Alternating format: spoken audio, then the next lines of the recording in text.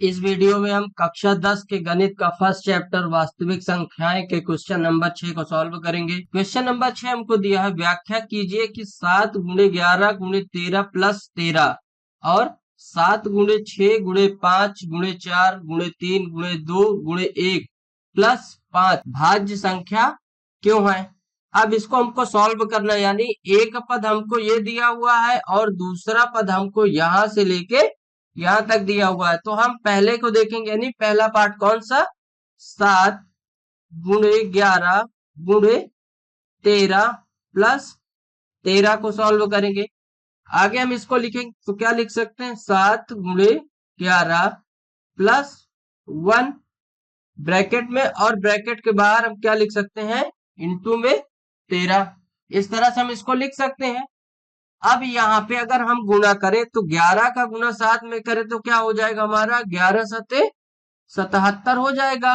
क्या हो जाएगा, 11 सते 77 प्लस 1 तो कितना हो जाएगा हमारा, 78 हो जाएगा। ये कितना हो जाएगा, 78। इसको हम क्या लिख सकते हैं, 78 गुणे 13, क्योंकि ब्रैकेट के बाहर 13 है हमारा। तो यहां से क्या हुआ कि हम इसको क्या, दो गुणनखंड होंगे इसको, कौन कौन से, एक 13 और एक 78। तो यहाँ पे हम लिखेंगे, यहाँ पे लिखेंगे कि यह संख्या 13 और 78 दोनों से विभाज्य है, इसके दो से अधिक गुणनखंड है। क्या है, दो से अधिक गुणनखंड है।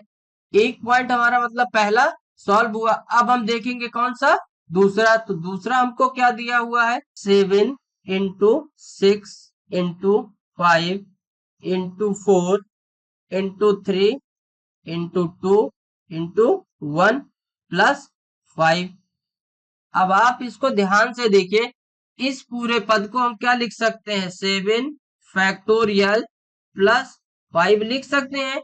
ये हमारा यहां से लेके 7 से लेके और यहां तक हमारा क्या है, 7 का फैक्टोरियल है ये हमारा। तो इसको हमने क्या लिख दिया, 7 का फैक्टोरियल प्लस 5, ये हमने क्या किया, लिख दिया। अब इस पे देखिए, 7 का जब भी हम फैक्टोरियल निकालेंगे तो हमारा क्या आ जाएगा, 5040। ये हमारा क्या हो जाएगा, 7 का फैक्टोरियल हो जाएगा, और प्लस का 5 है हमारा तो प्लस 5 कर देंगे। आगे हम इसी को लिखेंगे तो क्या हो जाएगा हमारा, 5045। ये हमारा 7 का फैक्टोरियल और प्लस 5 करने पे 5045 आएगा, जो क्या है, यह किससे, 5 से विभाज्य है। अगर हम इसको 5 से भाग दे दें तो हमारा क्या आ जाएगा, 5 एकम 5, जीरो है यहाँ पे जीरो। अब 4 में भाग तो जाएगा नहीं, तो यहाँ पे जीरो खिलाएंगे तो एक संख्या और लेंगे तो कितना हो जाएगा, 5 नवा 45। यानी कहने का मतलब है कि हमारा जो 5045 को 5 से विभक्त किया जा सकता है।